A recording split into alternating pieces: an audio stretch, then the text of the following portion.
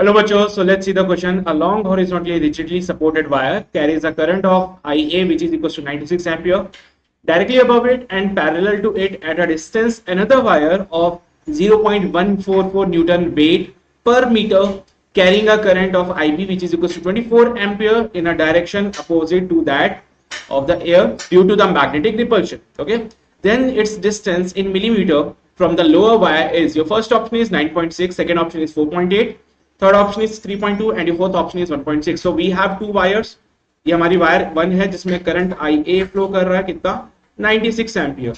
इसके जस्ट ऊपर एक और वायर है जिसमें हमने बोला करंट जो फ्लो कर रहा है IB which is of 24 ampere, और इस वायर को हमने नाम दिया B और लोअर वायर को हमने नाम दिया A. अगर हम बात करें B वायर के लिए, तो B वायर के लिए वेट पर मीटर यहाँ पे फोर्स पर यूनिट लेंथ और is given as 0.144 newton per metre. Okay, सो यहाँ पे इस बी वायर को अगर ऑब्जर्व करें तो डेफिनेटली यहाँ पे बी वायर के ऊपर एक ग्रेविटी की वजह से एक फोर्स एक्ट हो रहा है इसके ऊपर, ठीक है, which is equal to the weight. और क्योंकि यहाँ पे दोनों वायर्स में करंट अपोजिट डायरेक्शन में फ्लो कर रहा है, डेफिनेटली ए वायर बी वाले को रिपेल करेगी with some force, right. So from here you can say that F is equal to W, which is actually the weight. Okay, तो यहाँ पे F जो होगा वो वेट के बराबर हो जाएगा. सो यहां से अगर हम देखें, so force is actually BIL which is equal to mg.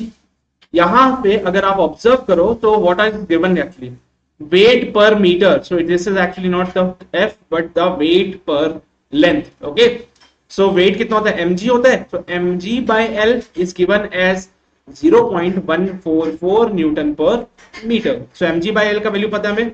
सो यहां से BI जो होगा वो mg by L के बराबर हो जाएगा which is equal to 0.144.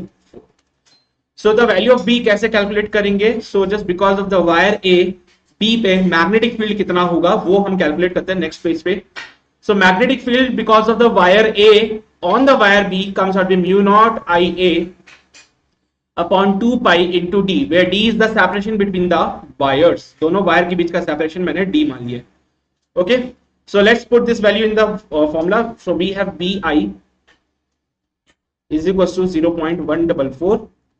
So B की जगह लिखेंगे mu naught IA upon 2 pi D. अब यहाँ पे कौन सा करंट आएगा, क्योंकि हम फोर्स फाइंड कर रहे हैं सेकंड वाली वायर पे, तो करंट भी यहाँ पे सेकंड वाली वायर का आएगा and comes out 0.144. So IA IB की वैल्यू पता है मुझे, D फाइंड आउट करना है. म्यू नॉट की जगह 4 pi into 10⁻⁻7 लिख सकता हूँ. IA जो है हमारे पास 96 है और IB है 24. सो 96 into 24 upon 2 pi D is 0.144. 2 pi से ये 2 टाइम्स कैंसिल आउट हो जाएगा and when you solve this part you will get a value of D as how much 2 into 96 into 24 into 10⁻⁻7 divided by 0.144. Okay, and when you solve this whole part, then you will get the value of 32 into 10⁻⁻4 meter, which can be written as 3.2 into 10⁻⁻3 meter.